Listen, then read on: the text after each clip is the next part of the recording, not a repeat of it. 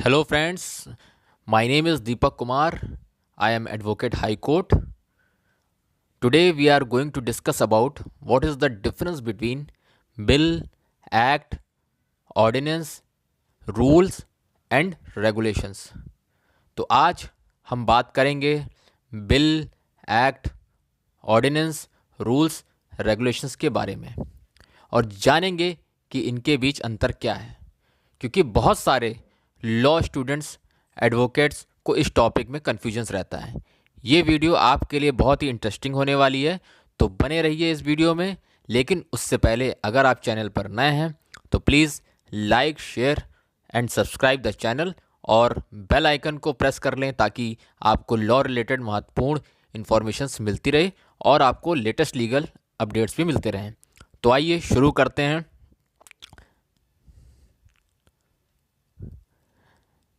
पूरे भारत को चलाने के लिए फ्रेंड्स एक सरकार होती है जिसे केंद्र सरकार कहा जाता है, सेंट्रल गवर्नमेंट कहा जाता है। और सरकार के 3 अंग होते हैं, लेजिस्लेटिव, एग्जीक्यूटिव और जुडिशरी, जिसे विधायिका, कार्यपालिका और न्यायपालिका कहा जाता है। लेजिस्लेटिव मतलब विधायिका का कार्य होता है कि वो लॉ बनाए, लॉ मेकिंग बॉडी कही जाती है उसे, मतलब कानून बनाना उसका कार्य होता है। और एग्जीक्यूटिव का काम होता है कि उन लॉज, बने हुए लॉ को वो पूरे देश में लागू करवाए। और जो जुडिशरी का काम होता है वो इन लॉज को, एक्ट को मॉनिटर करे, इंटरप्रिटेट करे और साथ ही साथ जजमेंट दे। तो जो लेजिस्लेटिव होती है दोस्तों, वो लॉ मेकिंग का काम करती है, और एग्जीक्यूटिव जो बने होते हैं लॉज उनको इम्प्लीमेंट करने का काम करती है, और जुडिशरी उसको इंटरप्रिटेशन का काम करती है। तो ये सारे सरकार के अंग होते हैं और ये सारे इस प्रकार काम करते हैं।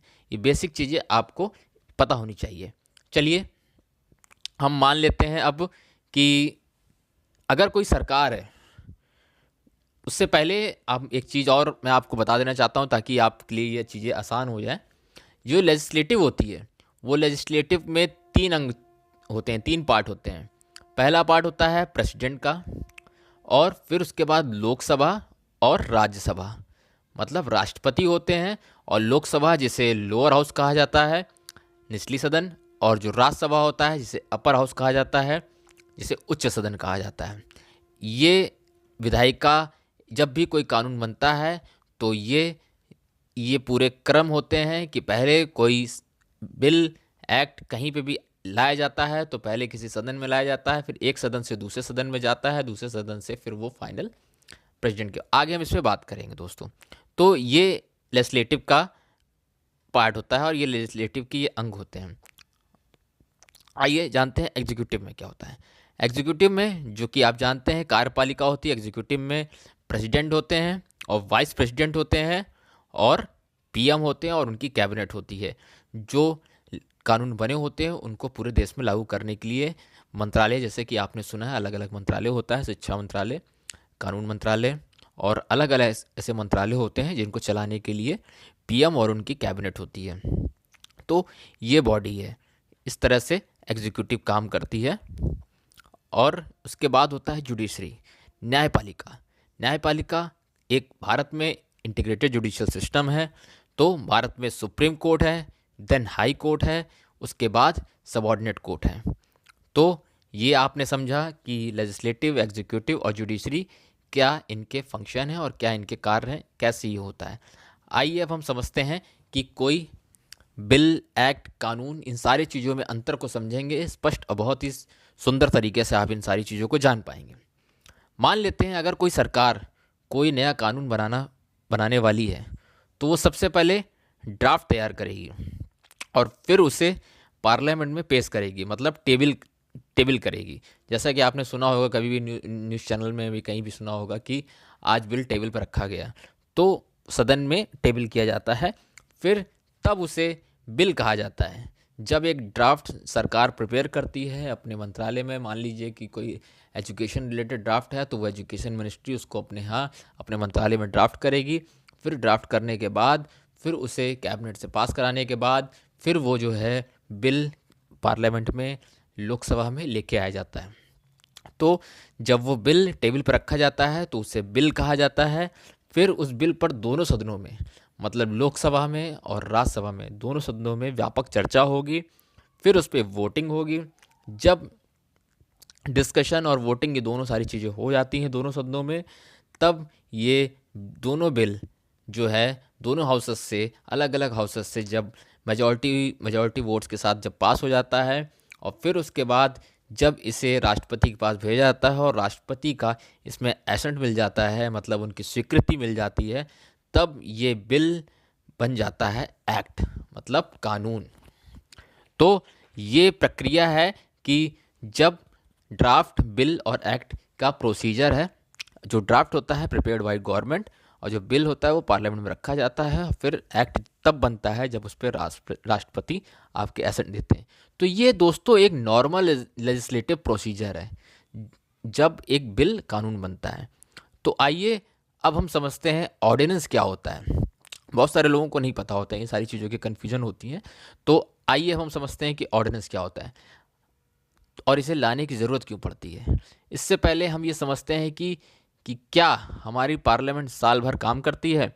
तो उत्तर है दोस्तों नहीं। हमारे पार्लियामेंट जो है उसमें 3 सेशन होते हैं। हमारी संसद में 3 सेशन होते हैं।